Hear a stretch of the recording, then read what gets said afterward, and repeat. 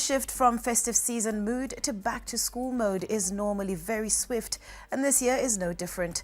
With schools set to open on January the 9th, it's effectively time for the preparations. ZTN Prime's Fatima Karuweni was on the ground and filed the following report.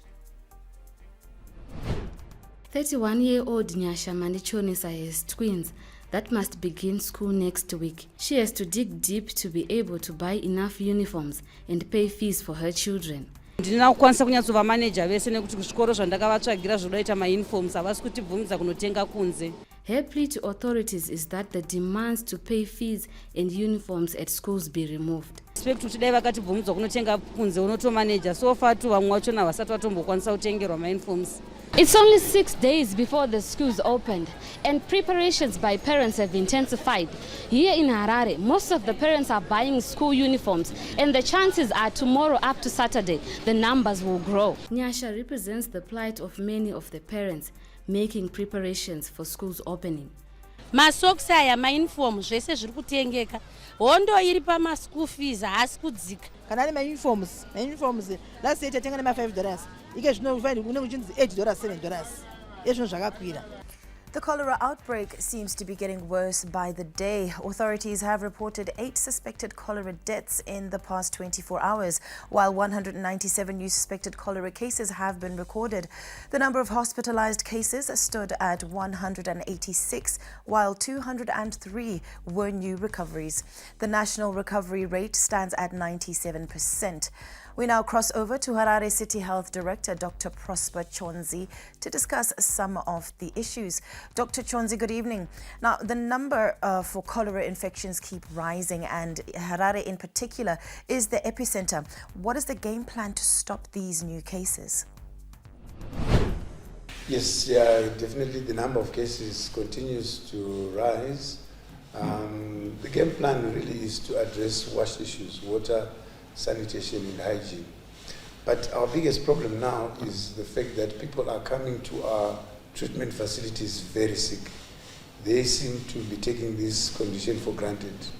They are taking long to make the decisions to come to our units, and therefore we are losing a lot of patients unnecessarily. As of this weekend, we had 90 patients admitted at Beatrice Road infectious disease, and these were very sick patients. If only people can come to our facilities early, they are being treated for free, the medicines are there, and they should not wait until they are on a stretcher. New passport fees have been gazetted and now come into effect. An ordinary passport is now $150, up from $120. The price of an emergency passport is now $250. An additional $20 will be charged for one to get a QR code on their passport. Comparing to passport fees in the region, economist Prosper Chitambara said Zimbabwean fees remain extremely high. So the cost of obtaining a passport ranges from about 500 kwacha in Zambia, which is the equivalent of about $25 US. South Africa, it's about 600 rand. It's 600 rand, which is about $30 US. Malawi, it's coming to about almost $70 US. Namibia, again, it's almost about $70 US. So Zimbabwe at 150 for an ordinary passport. We are on the high side, extremely high side, not just in the region but also even globally. Zimbabwe star all-rounder Sikandar Raza has been rewarded for his outstanding performances in the 2023 with a plaque and $10,000 US from Zimbabwe cricket. Raza has one of his best seasons in international cricket in 2023, scooping 9 Player of the Match accolades, the most by any player in the world. In T20 internationals for Zimbabwe, he scored the most runs in 2023 with 515. He also made history as the first Zimbabwean to score 4.5 centuries in a row.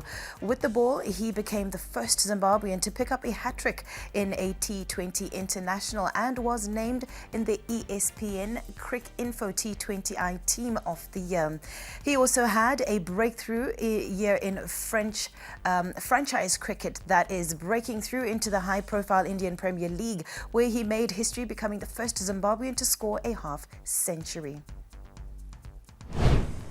This country has given me a home, name, fame, love, everything I could possibly wish and ask for.